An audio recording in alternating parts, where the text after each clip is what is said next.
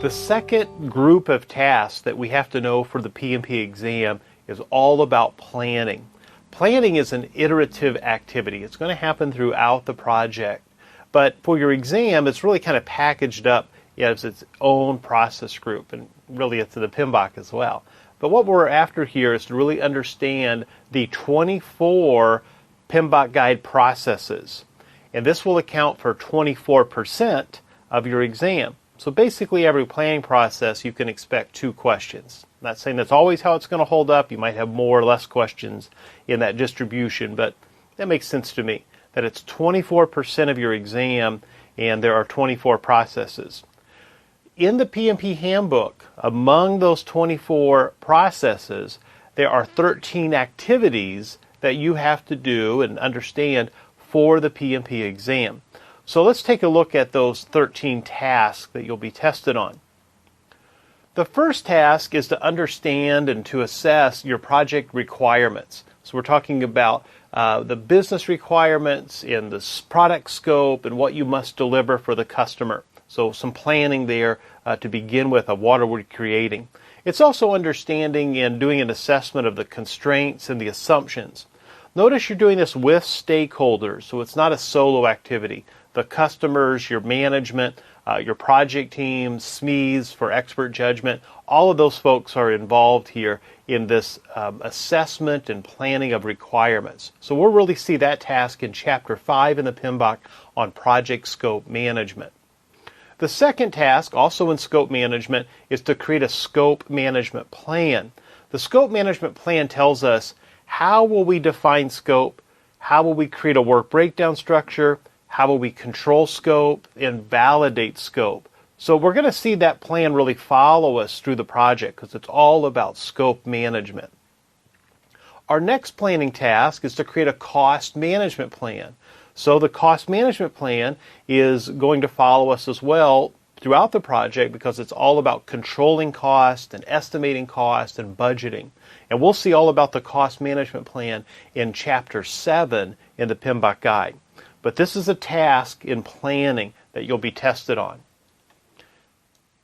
Our next 2 here we have are all about the schedule. So developing the schedule and then identifying milestones, mapping our scope and activities, our activities list, and resource management plans. So you can see how this is really overlapping a few knowledge areas here.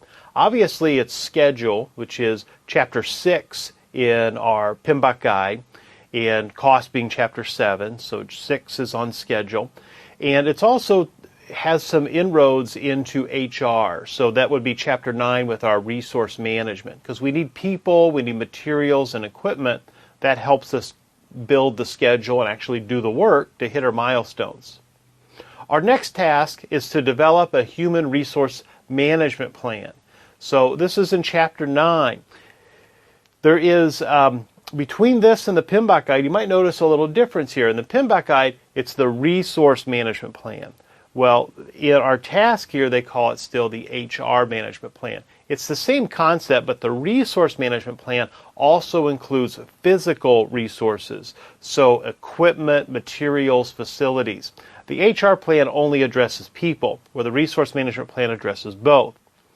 We will have to define what resources do we need, people and physical resources. So we need to think about how do we get people on the team, how will we utilize them and report on their time, and then how will they be released from the project when they're no longer needed or being utilized. Our next task that we have in the planning, Task 6, is to create a communications management plan. And this correlates to Chapter 10 in the PMBOK on communications management. So we want to create a communications management plan that follows our project structure, considers our stakeholder requirements, and then what information is needed when, what modality, how will you protect it. So factors like that will affect our communications management plan. Task 7 is developing a procurement management plan, and this is Chapter 12 in the PMBOK guide, that if we have to purchase, we're going to need a procurement management plan. So this will direct us on how do we find vendors, how do we purchase, how do we do contracting, how do we do contract administration and audits, things of that nature. So all about Procurement management is task 7 in planning. Task 8 is to develop the quality management plan.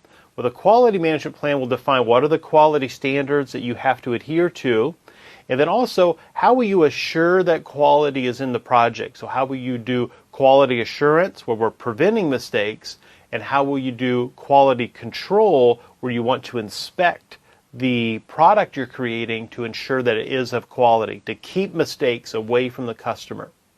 So task 8 is module 8 in the PMBOK when it comes to quality management. So this is all about quality management planning in this knowledge, in this process group, in the knowledge area of quality.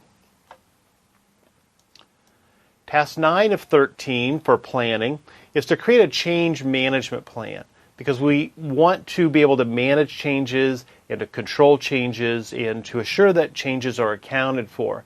And so this is chapter 4 in the PMBOK. When we talk about integrated change control, we'll see a change management plan. Because changes aren't just scope, that we could have changes to cost, to schedule, to our contract, but also we could have changes to our documents that may have to go through change control. So we'll talk about that in chapter 4 in the PMBOK with project integration management. Task 10 of 13 is to create a risk management. So to plan for risk management, we'll create a risk management plan.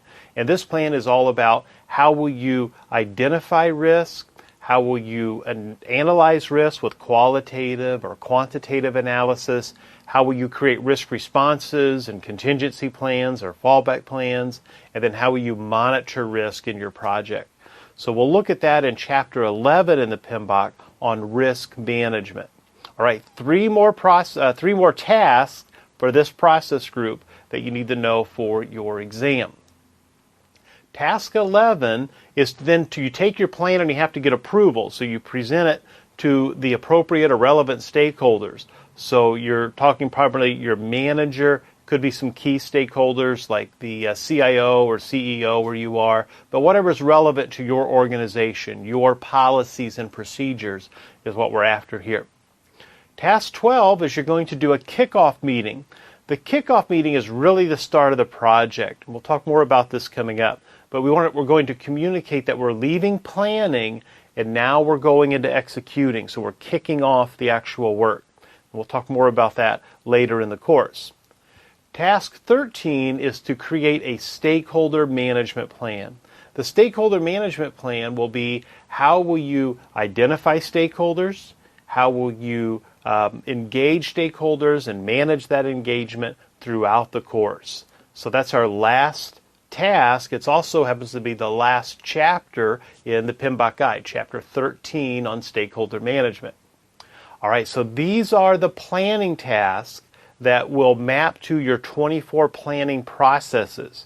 So don't ignore these. I encourage you to look these over and keep these in the back of your mind as we move through the course, because you'll see these different planning tasks come into play. All right, good job. Keep moving forward. I'll see you in the next lecture, and we're going to talk about execution.